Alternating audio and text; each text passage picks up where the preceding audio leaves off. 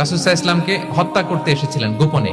সুমামা ইবনে উসাল রাদিয়াল্লাহু তাআলা আনহু, উনি ইয়ামামার অধিপতি, কিন্তু দুর্ভাগ্যক্রমে হত্যা করতে এসে সে ধরা পড়ে গেছে সাহাবীদের হাতে, হত্যা করতে পারে নাই সুমামা ইবনে উসাল। তো সাহাবীরা তাকে ধরে মসজিদে নববীর পিলারের সাথে বেঁধে রাখলো, বেঁধে রাসূল সাল্লাল্লাহু আলাইহি ওয়াসাল্লামকে ডাকলো। তারা বলল যে ইয়া রাসূলুল্লাহ, দেখেন ইয়ামামা থেকে আসছে সুমামা ইবনে উসাল আপনাকে হত্যা করবার জন্য, তাকে আমরা ধরে ফেলেছি, আমরা বেঁধে রেখেছি। রাসূল সাল্লাল্লাহু আলাইহি ওয়াসাল্লাম তার কাছে যে তার খোঁজ খবর নিলেন প্রথম দিন, এবং তার সামনে যথারীতি তাওহীদ এবং রিসালার দাওয়াত দিলেন। ফিরে আসলেন, ফিরে এসে সাহাবাদেরকে বললেন, তোমাদের ঘরে ভালো রুটি আছে কার কাছে? রুটির কালেকশন, আটা পিষে রুটি বানাতে পারবে। একজন বললো আমি, বললো যে এটা সুমামাকে দিয়ে আসো, তো দিয়ে আসলো। আরেকজন বললো ভালো তাজা খেজুর আছে কার কাছে? এক সাহাবী বললেন আমার কাছে। রাসূল ইসলাম বললেন যাও, এটা সুমামাকে দিয়ে আসলেন।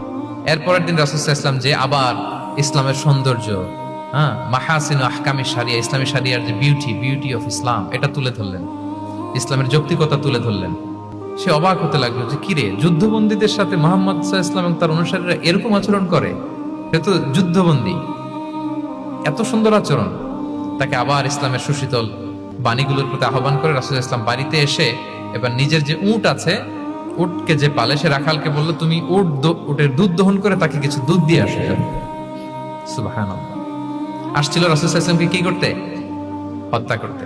তো তাকে ওটের গরম দুধ দিয়ে আসা হলো, সে পেট ভরে খেলো। তৃতীয় দিন এবার রাসূল সাল্লাল্লাহু আলাইহি ওয়াসাল্লাম যে ইসলামের যে ভবিষ্যৎ, ইসলাম মানলে যে জান্নাতে থাকা যাবে, এগুলো সব বললেন, এবং তাকে আরো অনেক মেহমানদারি করলেন, আপ্যায়ন করলেন।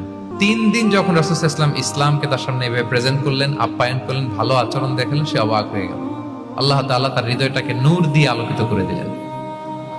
3 দিন পর রাসূল সাল্লাল্লাহু আলাইহি ওয়াসাল্লাম সাহাবীদেরকে ডেকে বললেন, যাও সুমামা ইবনে উসালের হাত পা গুলো যে রশি দিয়ে বেঁধে রেখেছো ছেড়ে দাও, রশিগুলো খুলে দাও। সাহাবারা বলেন কি ইয়া রাসূলুল্লাহ, সে তো খুনি, সে সুযোগ পেলেই তো অ্যাসাসিনেট করতো, তার হাতের রশি খুলে দিতে আপনাকে মেরে ফেলবে। আল্লাহ রাসূল সাল্লাল্লাহু আলাইহি ওয়াসাল্লাম বললেন, না, আমি যা জানি তোমরা সেটা জানো না, যেটা বলেছি তাই করো। মসজিদে নববীর পিলারের সাথে তাকে যে বেঁধে রেখেছো, রশি খুলে দাও, হাত পা খুলে দাও। আল্লাহর হাবিব সাল্লাল্লাহু আলাইহি ওয়াসাল্লামের নির্দেশ মোতাবেক সাহাবারা ওনার হাত খুলে দিলেন, পা খুলে দিলেন। সুমামা ইবনে উসাল কারোর সাথে কথা না বলে, তার বাড়ি তো ইয়ামামা, সেখানেও ফিরে গেলেন না, অন্য কোনো শহরেও গেলেন না। তিনি মদিনা থেকে অনতি দূরে একটা খেজুরের বাগান আছে, ওখানে কুয়া আছে, উনি যে ওই কুয়ার পানি দিয়ে গোসল করলেন। গোসল করে পবিত্র হয়ে মসজিদে নববীতে রাসূল সাল্লাল্লাহু আলাইহি ওয়াসাল্লামের কাছে ফিরে আসলেন, আর এসেই ঘোষণা দিলেন, আশহাদু আল্লা ইলাহা ইল্লাল্লাহ ওয়া আশহাদু আন্না মুহাম্মাদার রাসূলুল্লাহ। সুবহানাল্লাহ, সুবহানাল্লাহ।